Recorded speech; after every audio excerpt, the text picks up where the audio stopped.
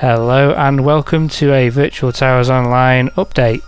This is going to be our first official update and it's coming from me, Dave. Today I'm going to be showing you a couple of different things. First of all though, let me just quickly recap how coasters are going to be working within the Unreal Engine. So when we show you the coasters, what we've got in terms of track work, we will still be using No Limits 2.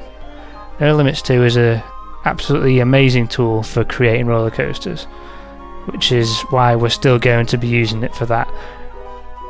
Code has been able to develop a script to take the information from the simulation and then get it into Unreal, which is going to be brilliant. We've seen a preview of it and it works really well.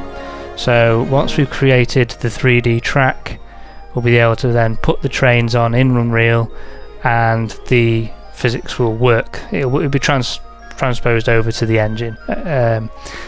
So that's how that's working. So any videos we show you from now on of coasters, until we say, will still be in No Limits.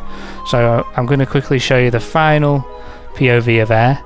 And I really do mean final. I finished work on this about a month ago now. The file that was helping me work out the track shaping has been removed from the project, so I couldn't exactly drop it back in. It'd be a big job to do that. I was at the point where I was so happy with it, nothing else needed to be changed. So enjoy the POV. I'm sure you'll find it's pretty accurate.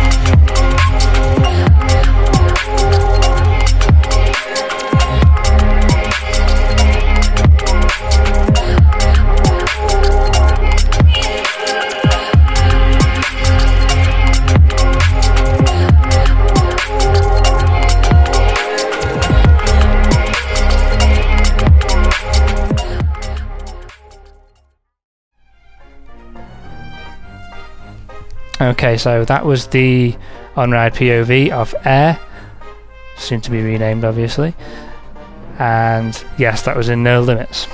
So the next time you see a POV of Air, it will actually be in Unreal, but we're still working on that, so we'll keep you posted. So next up, I'm going to show you what I've been doing more recently in terms of 3D objects around the park, namely Hex. So if you follow on Facebook and here on YouTube, you will have seen the update of the Hex face, which sits beneath the gondola in the vault, and that's been pretty tricky to do because there's not a lot of great reference photos out there, and even the ones that are there, they're a bit dark, but over time I've eventually got there. So this is what I ended up with. It took quite a while to get to a point where I was happy with this, but as you can tell, there's plenty of detail there. Probably more detail than is really necessary to be in such a dark location, and a keen eye will see that the poly count is quite substantial on this. That's just for active points, so it's actually double that amount, and that's your actual poly count. But the way ZBrush works is you don't texture in the normal sense, you do something called poly painting. So you paint the textures directly onto the polygons, so you have to have a high poly count. But that really gives you a lot of flexibility when it comes to detail.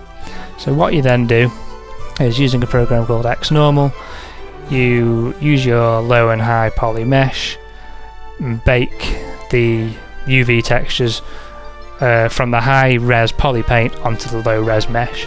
So we can then get a model in Unreal looking like this but being only a couple of thousand poly, and it works very, very well. We've tested that, and we should hopefully soon, I can't say exactly when, but sometime soon, have a video come in showing you the latest updates in the vault. So that's the Hex face. I'm very glad it's done. It may be changed a little bit, but I really don't think it needs to be. So now I'm going to show you what I've been working on literally today.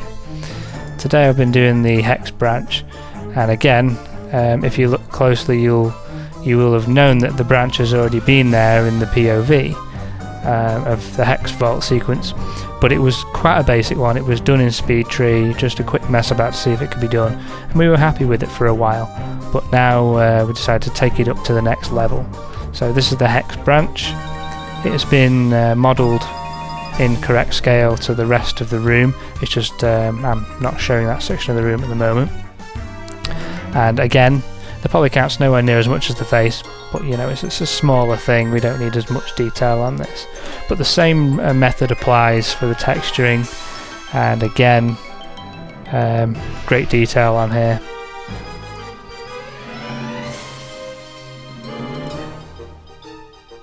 We're experimenting with different ideas on how to get the shimmering fibre optic effect that you get at the end of the sequence. Somehow we're going to try and implement that in. It's just a lot of things we just haven't really thought about yet. You know, it'll take time. But yeah, that's the Hex branch as well. So not too long of an update today, just showing you what I've been working on recently. And stay tuned for more. More videos will be coming soon, and I hope you enjoy. Thank you.